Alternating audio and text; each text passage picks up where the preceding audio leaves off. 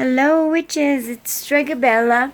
I am coming to you to say Happy Yule. It's almost officially going to be the darkest, shortest day of the year. I've been thinking about how in ancient times, how important it was for the people to celebrate the return of the sun. For them, it meant the difference between surviving and not surviving. And if they had had a bad harvest the previous year, they were really seriously in anticipation for the springtime to come back. I actually heard a very interesting story that I had never heard before about the first Thanksgiving. It was, I was listening to somebody who is a tour guide at one of the museums in Salem, Mass. And I'm surprised, growing up where I have, so close to Salem, and I've been to all the museums and stuff like that, that I had never heard this part of the story of the Pilgrims and Indians and the whole first Thanksgiving. You know, we're all taught about how, the Indians taught them how to grow corn and stuff like that, and how they had that first Thanksgiving where they all sat down and shared the feast together. But I didn't know the part of the story that the previous, which would be the first winter that the Pilgrims spent in New England, there was 105 people, I believe, and 52 of them died, or either that or 52 survived. Either way, pretty much 50% of all of their population died because they didn't have enough food to get through the winter. So the next year, they had to be absolutely sure to have enough food to put away to survive through the winter. And unfortunately, there was a really bad drought. So although they planted crops and everything, and they were good crops that they knew would grow, there had been no rain. And it was really hot. It was in the 90s, and the soil was just totally dry. So apparently, the Pilgrims all gathered together, and they all started to pray. And they were all out there on the field just crying out and praying for rain. And so so they prayed and prayed and prayed. And for hours, nothing happened. And then so they kept praying and praying. And finally, at 4 o'clock in the afternoon, the rain, just one big solitary big cloud, seemed to come and gather just over where Plymouth plantation was, and it started to rain. But it wasn't a stormy, terrible, blow everything away kind of rain.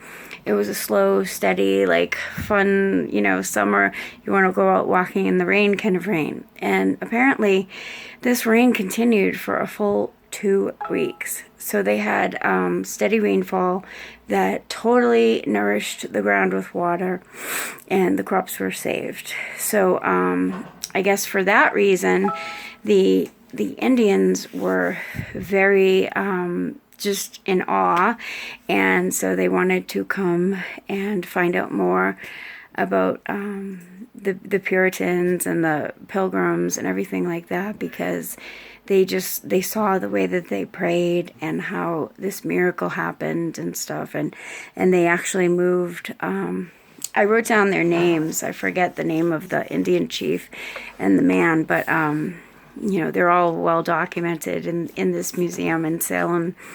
And so he moved his whole tribe just across the river so that they could be close to their new Pilgrim friends. And I thought that was a really cool story.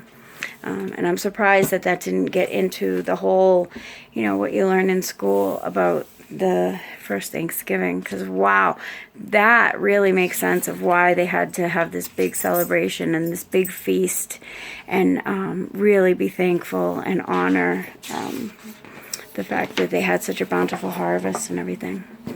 I wanted to also show you guys my moon calendar, because I'm really excited that I can finally use it in a month. I got it from the Farmer's Almanac, but it's got all kinds of different facts about the moon, old folk tales, photos, and stuff like that. So if you guys, I think you can probably still order it from Farmer's Almanac. I had to pre-order mine, so I've been having to hold on to it all this time, waiting to use it. So I'm really excited that the New Year's coming and I can finally get to use it. Here's the back, so you can see a little preview of some of the photos, but really cool. So, oh, and I also got a pair of really awesome shoes from the Pyramid catalog. I know most of you know the Pyramid catalog and love it too, like I do. But even the box that these shoes came in was really cool. I'll show you guys the box. It came in this really cool box that looks like a bag, but it's really a shoebox. So I hope you enjoyed this. I'm going to holiday party tonight, so maybe I'll take pictures or make a short video so you can see the decorations that we did. I had a bunch of the children decorate trees. I had blank little mini, like, 6-inch tall Christmas trees, and I had everybody put decorations on them, and we lined them all up to decorate. So, alright guys, blessed be, happy Yule.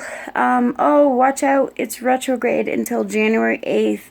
So, for any of you who don't know what Mercury retrograde is, when the planet Mercury is in a it's in a period of time where its motion will suddenly change course and go in a backward direction, and Mercury, being a planet of communication, usually messes up things like people get in arguments, they have trouble communicating to each other. When they make plans, they all get messed up. People mess up dates. They get lost traveling. They can't seem to coordinate stuff, be one person to another.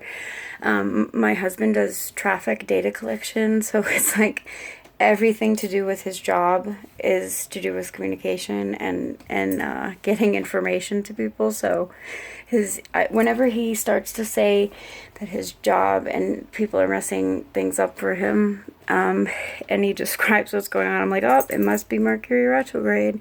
So I checked, and sure enough it is. So if you don't have to make any plans or appointments or be interacting with people who you tend to get in fights with, avoid that if you can. So, but it's over on January 8th, so till then. Alright guys, blessed be, bye.